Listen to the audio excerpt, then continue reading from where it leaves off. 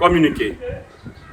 La NAD a pris connaissance avec intérêt du communiqué final du sommet extraordinaire de la conférence des chefs d'État de la CEDEAO qui s'est tenue le 25 mars 2022 à Accra.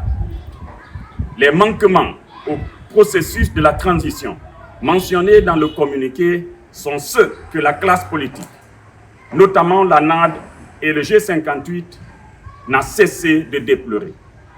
À cet égard, la NAD exhorte les autorités de la transition à prendre en considération les préoccupations de la CEDEAO en procédant à la finalisation d'un chronogramme de la transition dans le délai imparti par l'institution régionale, à la mise en place d'un cadre formel de dialogue avec les acteurs politiques et la société civile pour une gestion inclusive, apaisée et réussie de la transition, au respect des dispositions légales et réglementaires dans le processus de récupération des biens présumés appartenir à l'État.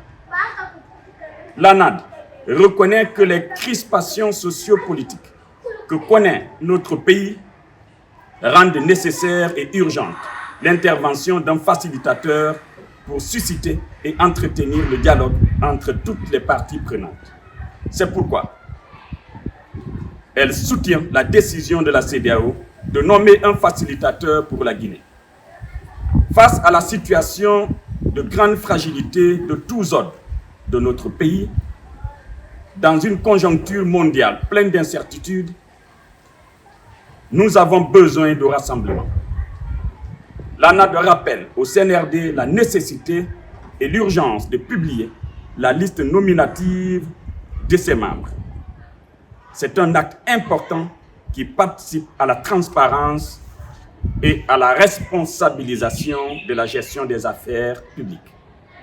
La NAD réitère sa disposition à participer à toute initiative pour une grande inclusivité dans la conduite des affaires publiques, permettant de renouer avec l'ordre constitutionnel dans les meilleurs délais.